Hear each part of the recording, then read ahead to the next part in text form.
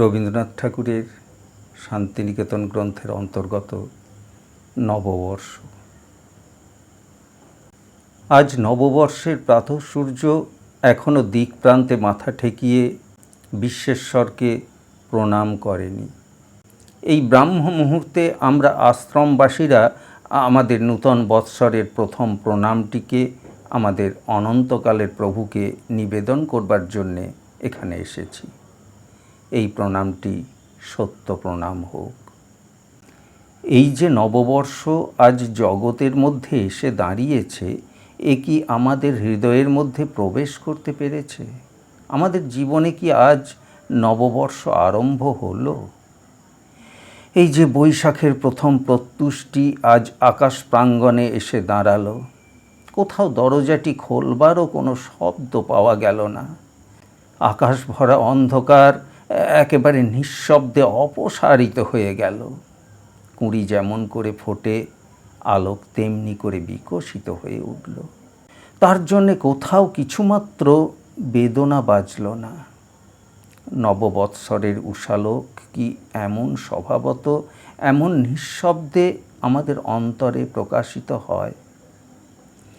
নিত্যলোকের সিংহদ্বার বিশ্ব প্রকৃতির দিকে চিরকাল খোলাই রয়েছে।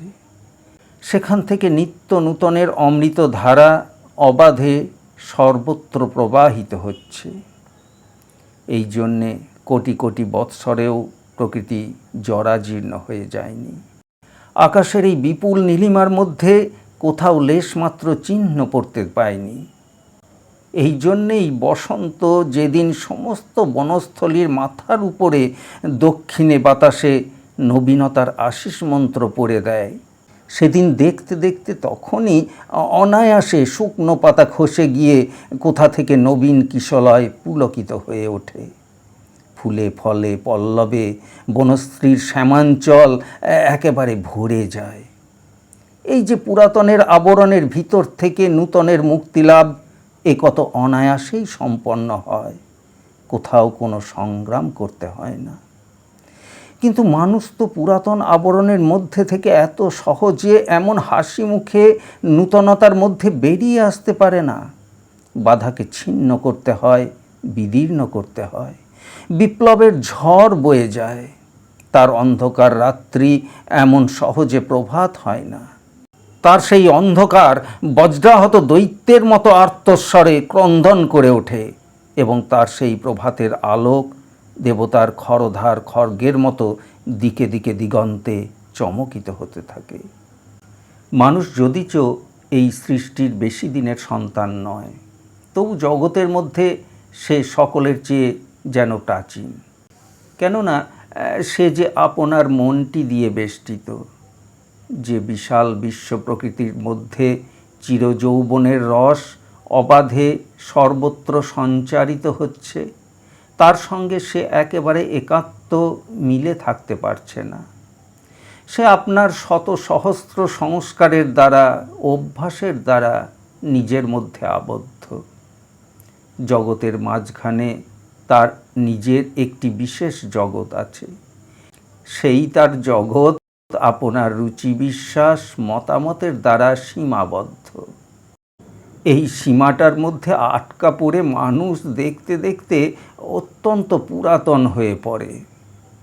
শত সহস্র বৎসরের মহারণ্যও অনায়াসে শ্যামল হয়ে থাকে। যুগ যুগান্তরের প্রাচীন হিমালয়ের ললাটে তুষার রত্ন মুকুট সহজেই অম্লান হয়ে বিরাজ করে। কিন্তু মানুষের রাজপ্রাসাদ দেখতে দেখতে জীর্ণ হয়ে যায় এবং তার লজ্জিত ভগ্নাবশেষ একদিন প্রকৃতির অঞ্চলের মধ্যেই আপনাকে প্রচ্ছন্ন করে ফেলতে চেষ্টা করে। মানুষের আপন জগৎটিও মানুষের সেই রাজপ্রাসাদের মতো। চারিদিকের জগৎ নূতন থাকে আর মানুষের জগৎ তার মধ্যে পুরাতন হয়ে পড়তে থাকে। তার কারণ বৃহৎ জগতের মধ্যে সে আপনার একটি ক্ষুদ্র স্বাতন্ত্র্যের সৃষ্টি করে তুলছে। এই স্বাতন্ত্র্য ক্রমে ক্রমে আপন ঔদ্ধত্যের বেগে চারিদিকের বিরাট প্রকৃতির থেকে অত্যন্ত বিচ্ছিন্ন হতে থাকলেই ক্রমশ বিকৃতিতে পরিপূর্ণ হয়ে ওঠে। এমনি করে মানুষই এই চিরনবীন বিশ্বজগতের মধ্যে জরাজীর্ণ হয়ে বাস করে। যে পৃথিবীর ক্রোড়ে মানুষের জন্ম, সেই পৃথিবীর চেয়ে মানুষ প্রাচীন। সে আপনাকে আপনি ঘিরে রাখে বলেই বিদ্ধ হয়ে ওঠে। এই বেষ্টনের মধ্যে তার বহুকালের আবর্জনা সঞ্চিত হতে থাকে। প্রকৃতির স্বাভাবিক নিয়মে সেগুলি বৃহতের মধ্যে ক্ষয় হয়ে মিলিয়ে যায় না। অবশেষে সেই স্তূপের ভিতর থেকে নবীন আলোকে বাহির হয়ে আসা মানুষের পক্ষে প্রাণান্তিক ব্যাপার হয়ে পড়ে। অসীম জগতে চারিদিকে সমস্তই সহজ, কেবল সেই মানুষই সহজ নয়। তাকে যে অন্ধকার বিদীর্ণ করতে হয় সে তার স্বরচিত সযত্ন পালিত অন্ধকার। সেই জন্যে এই অন্ধকারকে যখন বিধাতা একদিন আঘাত করেন, সে আঘাত আমাদের মর্মস্থানে গিয়ে পড়ে। তখন তাকে দুই হাত জোর করে বলি, প্রভু তুমি আমাকেই মারছ, বলি আমার এই পরম স্নেহের জঞ্জালকে তুমি রক্ষা করো। কিংবা বিদ্রোহের রক্ত পতাকা উড়িয়ে বলি, তোমার আঘাত আমি তোমাকে ফিরিয়ে দেব, এ আমি গ্রহণ করব না। মানুষ সৃষ্টির শেষ সন্তান বলেই মানুষ সৃষ্টির মধ্যে সকলের চেয়ে প্রাচীন। সৃষ্টির যুগ যুগান্তরের ইতিহাসের বিপুল ধারা আজ মানুষের মধ্যে এসে মিলেছে। মানুষ নিজের মনুষ্যত্বের মধ্যে জ্বরের ইতিহাস, উদ্ভিদের ইতিহাস, পশুর ইতিহাস সমস্তই একত্র বহন করছে। প্রকৃতির কত লক্ষ কোটি বৎসরের ধারাবাহিক সংস্কারের ভার তাকে আজ আশ্রয় করেছে। এই সমস্তকে যতক্ষণ সে একটি উদার ঐক্যের মধ্যে সুসংহত করে না তুলছে, ততক্ষণ পর্যন্ত তার মনুষ্যত্বের উপকরণগুলিই তার মনুষ্যত্বের বাধা। ততক্ষণ তার যুদ্ধ অস্ত্রের বাহুল্যই তার যুদ্ধ জয়ের প্রধান অন্তরায়। একটি মহৎ অভিপ্রায়ের দ্বারা যতক্ষণ পর্যন্ত সে তার বৃহৎ আয়োজনকে সার্থকতার দিকে গেঁথে না তুলছে, ততক্ষণ তারা এলোমেলো চারদিকে ছড়িয়ে পড়ে অহরহ জীর্ণ হয়ে যাচ্ছে এবং সুষমার পরিবর্তে কুশ্রিতার জঞ্জালে চারিদিককে অবরুদ্ধ করে দিচ্ছে। সেই জন্যে বিশ্বজগতে যে নববর্ষ চিরপ্রবহমান নদীর মতো অবিশ্রাম চলেছে, একদিনের জন্যও যে নববর্ষের নবীনত্ব ব্যাঘাত পায় না, এবং সেই জন্যই প্রকৃতির মধ্যে নববর্ষের দিন বলে কোনো একটা বিশেষ দিন নেই, সেই নববর্ষকে মানুষ সহজে গ্রহণ করতে পারে না। তাকে চিন্তা করে গ্রহণ করতে হয়। বিশ্বের চিরনবীনতাকে একটি বিশেষ দিনে বিশেষ করে চিহ্নিত করে তবে তাকে উপলব্ধি করার চেষ্টা করতে হয়। তাই মানুষের পক্ষে নববর্ষকে অন্তরের মধ্যে গ্রহণ করা একটা কঠিন সাধনা। এ তার পক্ষে স্বাভাবিক ঘটনা নয়। সেই জন্যে আমি বলছি, এই প্রত্যুষে আমাদের আশ্রমের বনের মধ্যে যে একটি সুস্নিগ্ধ শান্তি প্রবাহিত হয়েছে, এই যে অরুণালোকের সহজ নির্মলতা, এই যে পাখির কাকলির স্বাভাবিক মাধুর্য, এতে যেন আমাদের ভুলিয়ে না দেয়। যেন না মনে করি এই আমাদের নববর্ষ, যেন মনে না করি একে আমরা এমনি সুন্দর করে লাভ করলুম। আমাদের নববর্ষ এমন সহজ নয়, এমন কোমল নয়, শান্তিতে পরিপূর্ণ এমন শীতল মধুর নয়। মনে যেন না করি এই আলোকের নির্মলতা আমারই নির্মলতা, এই আকাশের শান্তি আমারই শান্তি। মনে যেন না করি স্তব পাঠ করে, নাম গান করে, কিছুক্ষণের জন্য একটা ভাবের আনন্দ লাভ করে আমরা যথার্থ রূপে নববর্ষকে আমাদের জীবনের মধ্যে আবাহন করতে পেরেছি। জগতের মধ্যে এই মুহূর্তে যিনি নবপ্রভাতকে প্রেরণ করেছেন, তিনি আজ নববর্ষকে আমাদের দ্বারে প্রেরণ করলেন। এই কথাটিকে সত্যরূপে মনের মধ্যে চিন্তা করো। একবার ধ্যান করে দেখো আমাদের সেই নববর্ষের কি ভীষণ রূপ। তার অনিমেষ নেত্রের দৃষ্টির মধ্যে আগুন জ্বলছে। প্রভাতের এই শান্ত নিঃশব্দ সমীরণ সেই ভীষণের কঠোর আশীর্বাদকে অনুচ্চারিত বজ্রবাণীর মতো বহন করে এনেছে। মানুষের নববর্ষ আরামের নববর্ষ নয়, সে এমন শান্তির নববর্ষ নয়। পাখির গান তার গান নয়, অরুণের আলো তার আলো নয়। তার নববর্ষ সংগ্রাম করে আপন অধিকার লাভ করে, আবরণের আবরণকে ছিন্ন বিদীর্ণ করে তবে তার অভ্যুদয় ঘটে।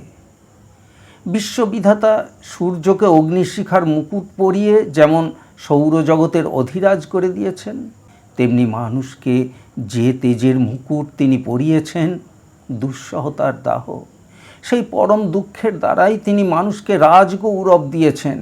তিনি তাকে সহজ জীবন দেননি। সেই জন্যেই সাধন করে তবে মানুষকে মানুষ করতে হয়। তরুলতা সহজেই তরুলতা, পশুপক্ষী সহজেই পশুপক্ষী, কিন্তু মানুষ প্রাণপণ চেষ্টায় তবে মানুষ। তাই বলছি, আজ যদি তিনি আমাদের জীবনের মধ্যে নববর্ষ পাঠিয়ে থাকেন, তবে আমাদের সমস্ত শক্তিকে জাগ্রত করে তুলে তাকে গ্রহণ করতে হবে। সে তো সহজ দান নয়।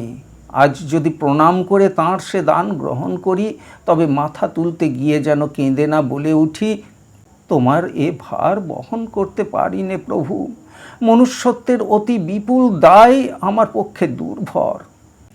প্রত্যেক মানুষের উপরে তিনি সমস্ত মানুষের সাধনা স্থাপিত করেছেন। তাই তো মানুষের ব্রত এত কঠোর ব্রত। নিজের প্রয়োজনটুকুর মধ্যে কোনো মতেই তার নিষ্কৃতি নেই। বিশ্ব মানবের জ্ঞানের সাধনা, প্রেমের সাধনা, কর্মের সাধনা মানুষকে গ্রহণ করতে হয়েছে। সমস্ত মানুষ, প্রত্যেক মানুষের মধ্যে আপনাকে চরিতার্থ করবে বলে তার মুখের দিকে তাকিয়ে রয়েছে। এই জন্যেই তার উপরে এত দাবি, এই জন্যে নিজেকে তার পদে পদে এত খর্ব করে চলতে হয়। এত তার ত্যাগ, এত তার দুঃখ, এত তার আত্মসংবরণ। মানুষ যখনই মানুষের ঘরে জন্মগ্রহণ করেছে, তখনই বিধাতা তাকে বলেছেন, তুমি বীর। তখনই তিনি তার ললাটে জয় তিলক এঁকে দিয়েছেন। পশুর মতো আর্ত সেই ললাটকে সে মাটির কাছে অবনত করে সঞ্চরণ করতে পারবে না। তাকে বক্ষ প্রসারিত করে আকাশে মাথা তুলে চলতে হবে। তিনি মানুষকে আহ্বান করেছেন, হে বীর, জাগ্রত হও। একটি দরজার পর আর একটি দরজা ভাঙো, একটি প্রাচীরের পর আর একটি পাষাণ প্রাচীর বিদীর্ণ করো। তুমি মুক্ত হও, আপনার মধ্যে তুমি বদ্ধ থেকো না, ভূমার মধ্যে তোমার প্রকাশ হোক। এই যে যুদ্ধে তিনি আমাদের আহ্বান করেছেন, তার অস্ত্র তিনি দিয়েছেন। সে তাঁর ব্রহ্মাস্ত্র। সে শক্তি আমাদের আত্মার মধ্যে রয়েছে। আমরা যখন দুর্বল কণ্ঠে বলি, আমার বল নেই, সেইটাই আমাদের মোহ। দুর্জয় বল আমাদের মধ্যে আছে। তিনি নিরস্ত্র সৈনিককে সংগ্রাম ক্ষেত্রে পাঠিয়ে দিয়ে পরিহাস করবার জন্যে তার পরাভবের প্রতীক্ষা করে নেই। আমার অন্তরের অস্ত্রশালায় তাঁর শানিত অস্ত্র সব ঝকঝক করে জ্বলছে। সেসব অস্ত্র যতক্ষণ নিজের মধ্যে রেখেছি, ততক্ষণ কথায় কথায় ঘুরে ফিরে নিজেই তার উপরে গিয়ে পড়ছি, ততক্ষণ তারা অহরহ আমাকেই ক্ষতবিক্ষত করছে। এ সমস্ত তো সঞ্চয় করে রাখবার জন্য নয়। আয়ুধকে ধরতে হবে দক্ষিণ হস্তের দৃঢ় মুষ্টিতে। পথ কেটে বাধা ছিন্ন বিচ্ছিন্ন করে বাহির হতে হবে। এসো এসো, দলে দলে বাহির হয়ে পড়ো। নববর্ষের প্রাতঃকালে পূর্ব গগনে আজ জয়ভেরী বেজে উঠছে।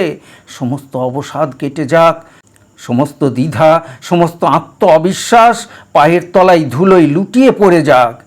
জয় হোক তোমার, জয় হোক তোমার প্রভুর। না না, এ শান্তির নববর্ষ নয়। সম্বৎসরের ছিন্ন ভিন্ন বর্ম খুলে ফেলে দিয়ে আজ আবার নূতন বর্ম পরবার জন্য এসেছি। আবার ছুটতে হবে। সামনে মহৎ কাজ রয়েছে, মনুষ্যত্ব লাভের দুঃসাধ্য সাধনা। সেই কথা স্মরণ করে আনন্দিত হও।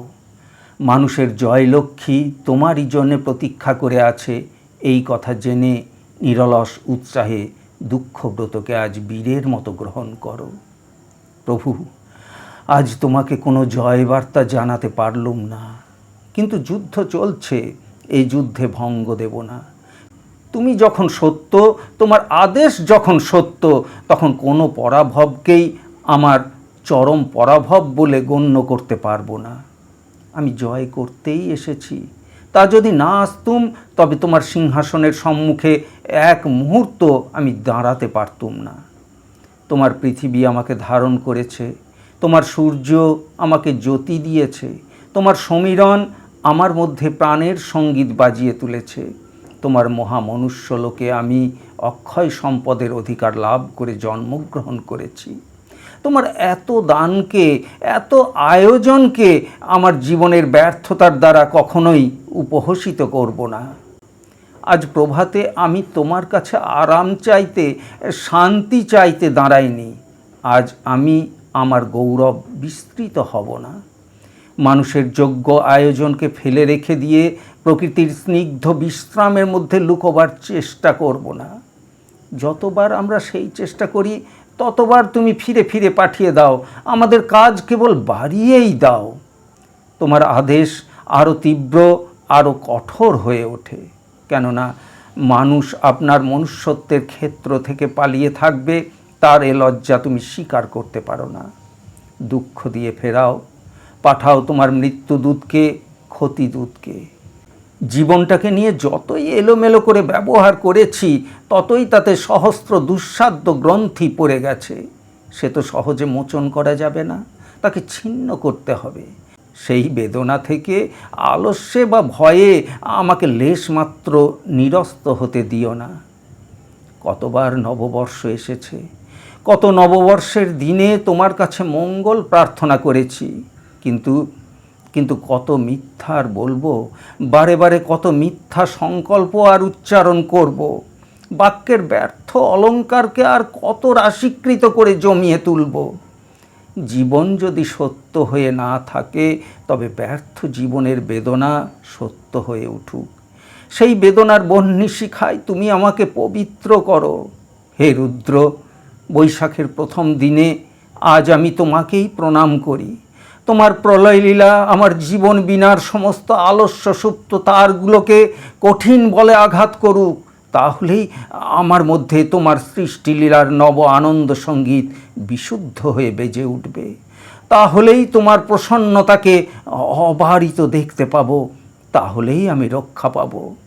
রুদ্র, যক্তে দক্ষিণমুখং তেন মাং পাহি নিত্যম। পয়লা বৈশাখ 1318।